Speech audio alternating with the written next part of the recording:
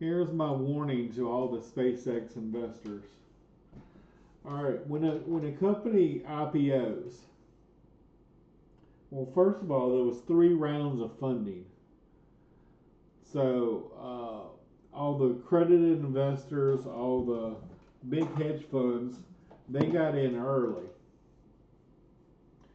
So this is when it IPOs. This is really the 4th round of funding, and anytime a company IPOs, the bank, whatever bank is IPOing the company, basically takes a 20% cut.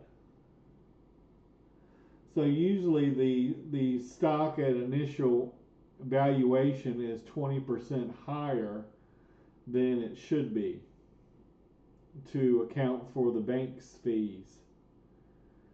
And between the last round of funding and the IPO, the valuation went up $1 trillion. And let's just say the company is selling for 3 trillion. I mean, it's 2.5 now, but it's 185 now, but it got up to 210. It was at 210, 211, 212, something like that. No, 225. It went up to 225. So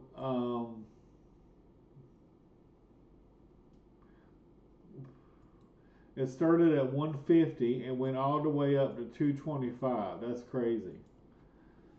And but SpaceX has been around for longer than Tesla has. Been around for 25 years. It's basically made of 3 companies: Starlink, the space rocket business, and the AI X Corporation, Grok. Um, so the only one of these 3 that are profitable is Starlink, who made $4 billion profit. But the rest of these 2 lost money. So how in the hell can you value a company at $3 trillion that is losing money, losing billions and billions of dollars every year? Compare that with Berkshire Hathaway,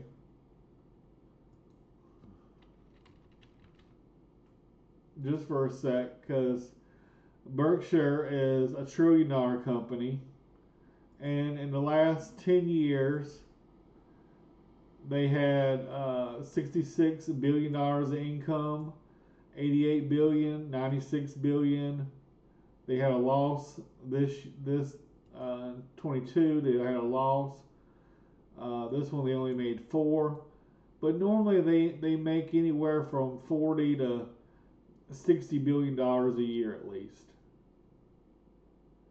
And you compare that, and this company is a third of the size of SpaceX, let's say. So there's no, like, this is bubble stuff. Like, rockets is like a niche industry. Like AI stuff, they have not found a way to be profitable. You got OpenAI, you got Anthropic, you got Gemini, you got Grok, you got Claude, you got all these competitors that are all competing for the same prize. And I mean, 20 years from now, let's say Tesla, launches a city on the Mars, and they can make satellites and harvest the sun's energy and produce all the energy needs for the Earth. Fine. Let's say they mass produce robots and make a lot of money on that. Fine. The company is worth $30 trillion at least. But the asteroid mine. Yeah, I can see a $30 trillion valuation between Tesla and SpaceX. let's just round them two together. Let's say it's $5 trillion for the company. Um, but nowhere, this company should be nowhere near a $3 trillion market cap when they only have one part of their business that only makes $4 billion in profit.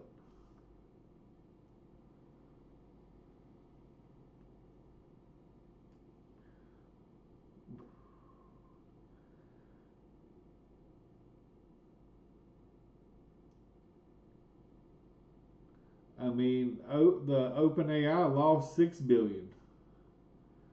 So that's negative. That's negative a couple billion.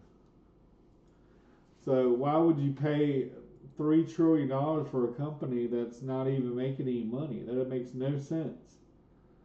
Like, if you're gonna buy Berkshire Hathaway, let's just say uh, com- SpaceX should be making 3 times as much as these numbers are.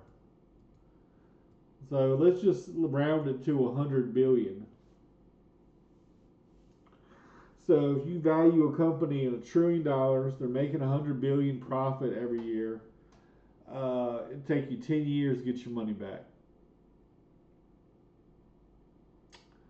So for a $3 trillion company, they need to be making probably like 300 billion in profits, and they're making negative.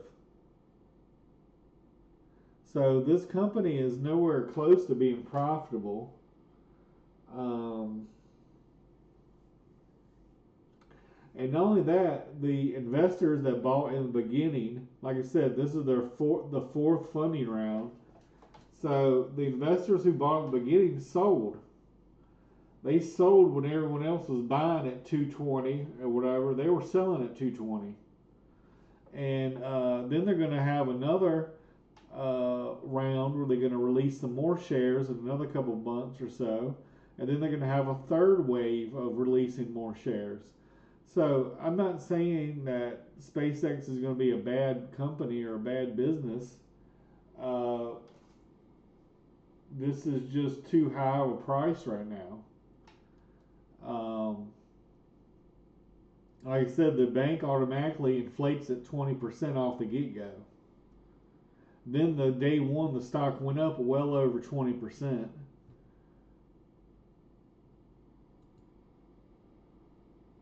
Um,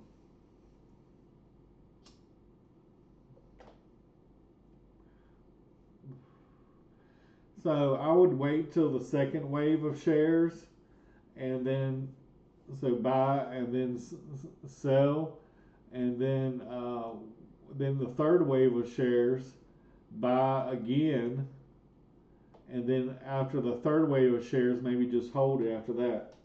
So if you bought it, I would be selling now, rebuy when the second wave comes, let that get a little bump, sell that, rebuy again. Um, that's the way I would play it. Because a couple years from now, this thing's going to be $25, $50, and you're going to hate yourself for paying $200 for something that you could buy next year for 25 or $50.